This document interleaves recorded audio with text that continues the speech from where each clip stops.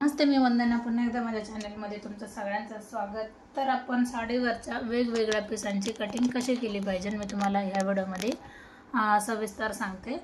तर व्हिडिओ पूर्ण बघा आणि व्हिडिओ आवडला तर नक्कीच लाईक करा, शेअर करा, सबस्क्राईब करायला विसरू नका. तर चला आपण अगोदर ह्या काठ पदरच्या साडीवर आपण कशी कटिंग करायची ते बघू. सिंपल पद्धतीने कटिंग आहेत. याच्या अगोदर मी तुम्हाला दाखवते 35 चेस्टमध्ये मी ब्लाऊज कटिंग केली, कटोरी ब्लाऊजची, आणि मी याचे व्हिडिओ ब्लाऊज फिनिशिंग ह्या चॅनलला अपलोड केलेत यूट्यूबला, आणि वंदना गायकवाड फेसबुक चॅनल आहे. तर दोन्ही चॅनलला जाऊन बघा, ज्यांनी पाहिलं नसेल त्यांनी. फुल व्हिडिओ मी अपलोड केलेत. आता आपण सगळ्यात अगोदर आपण बाही कटिंग करू. मी कधी पण ब्लाऊज कट करताना अगोदर कटिंग करते ती बाहीची. आता आपली बाही कटिंग झाली परफेक्ट.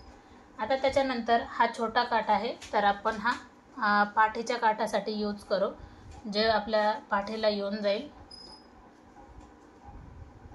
आता त्याच्यासाठी आपण पाठीचा भाग उचलू, याच्यावर ठेवून घ्यायचा आहे. थोडंसं अर्धा इंच मी जास्त ठेवते, म्हणजे आपल्याला वेगळी पट्टी लावायची नाही, जागेवर मुडपायचं आहे. तर मी तुम्हाला एकाच कस्टमरचे 3 ब्लाऊज दाखवलेले 35 चेस्टमध्ये, 35 चेस्टमध्ये. पाठीचा भाग कट केल्याच्या नंतर आता ही बाही आणि पाठीचा भाग मी बाजूला ठेवलाय. जर तुम्हाला वाटलं दंडाला कुठं कपडा कमी पडतो, तर हा कपडा कधी पण तिथे लावून टाकायचा, म्हणजे काठ पण येऊन जातात आणि व्यवस्थित पण ब्लाऊज येऊन जातो. आता मी उरलेल्या याच्यामध्ये, कारण कपडा भरपूर शिल्लक आहे, कटोरी काढून घेणार.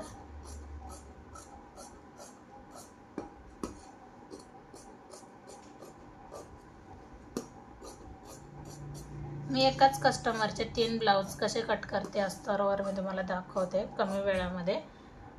ही झाली आपली कटोरी काढून. आता एक सोबत कटिंग केली तर एक सोबतच मी सगळे ब्लाऊज लगेच रेडी करते, म्हणजे शिवण्यासाठी मला पण सोपं पडेल.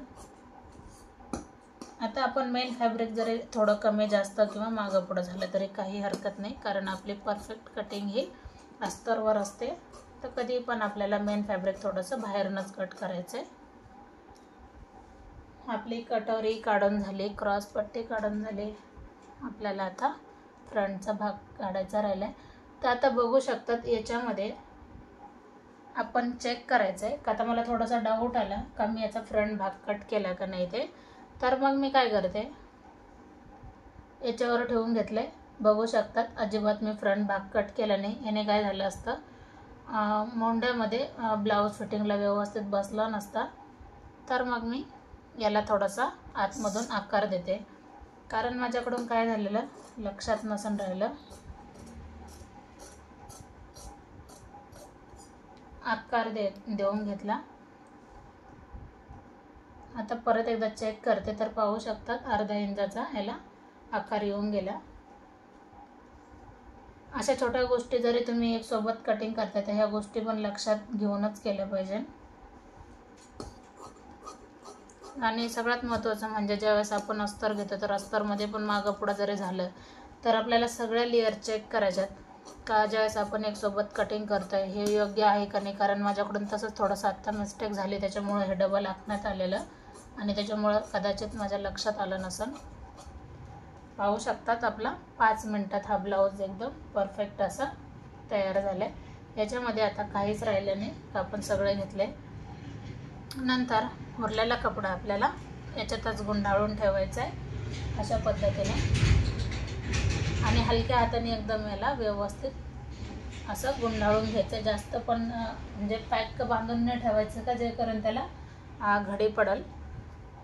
ज्या वेळेस मी कटिंग करते त्यावेळेसच मी लगेच स्टिच करून टाकते, म्हणजे याला जास्त घडी पडत नाही, कारण आपण अगोदर याला प्रेस केलेलं असते. दुसरा ब्लाऊज पीस हा आहे कस्टमरचा, का त्याला पण अगोदर जी मोठी साईज आहे कस्टमरने दंडावर घ्यायला सांगितलेली, तर आपण ते दंडावरच घेणार. तर कधी पण आपल्याला पाहून घ्यायचं आहे, कस्टमरला दाखवायचं आहे, सांगायचं आहे कोणत्या गोष्टी चांगल्या दिसतील आणि कोणत्या दिसणार नाही. आता हा बराचसा प्लेन भाग आला आहे, तर हा पूर्ण फिटिंगमध्ये जाणार असतो, तर आपल्याला त्या प्लेन भागाचं काही एवढं टेन्शन नाही. तर आपण अगोदर तिथं बाही काढून घेऊ.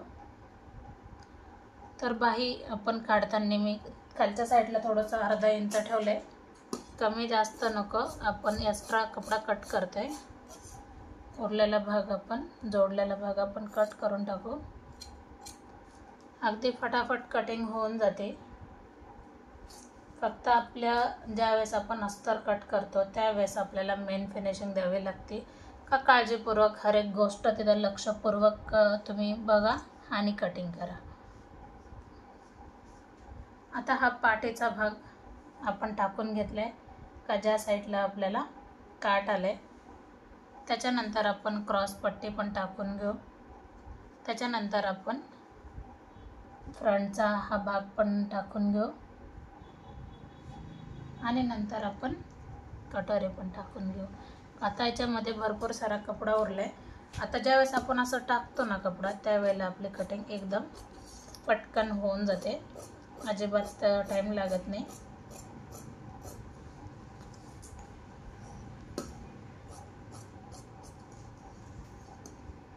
कधी पण मागं पुढं झालं तर लक्ष ठेवा, कारण सिल्क कपडा जास्त असतोय.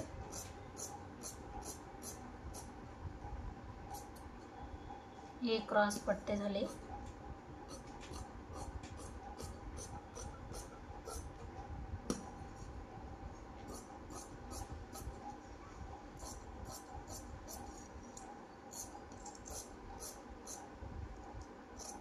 कस्टमरचे 4 ब्लाऊज अर्जंट होते, तर एकाचं माप थोडं जास्त असल्यामुळं मग मी याच्यासोबत कटिंगला नाही घेतलं, कारण तो मी वेगळा कटिंग दाखवणार तुम्हाला. तर मी हर एक ब्लाऊज व्हिडिओ तुम्हाला मी दाखवतेच, असं कोणतंच होत नाही का मी त्याच्यातून एखादा ब्लाऊज मी मिस केला का मी तुम्हाला दाखवला नाही. हर एक ब्लाऊजची कटिंग मी तुम्हाला दाखवते.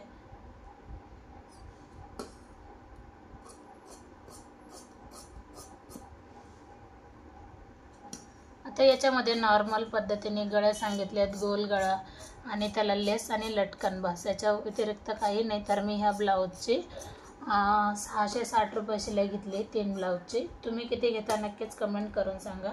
हा पण आपला ब्लाऊज कटिंग पूर्ण झाली. तर आपण 4 ब्लाऊज आहेत. कस्टमरचं एक माप वेगळं आहे, म्हणजे मोठं माप आहे, तर त्याचं मी वेगळा व्हिडिओ बनवणार. आता हे 2 ब्लाऊज आपले कटिंग झालेत. आता आपण घेणार आहोत तिसरा ब्लाऊज. तर जसा हा ब्लाऊज पीस आहे त्यानुसारच आपला तिसरा पण ब्लाऊज आहे, तर आपण त्याची पण लगेच कटिंग करू. तर सेम पद्धतीने अशीच कटिंग करायची.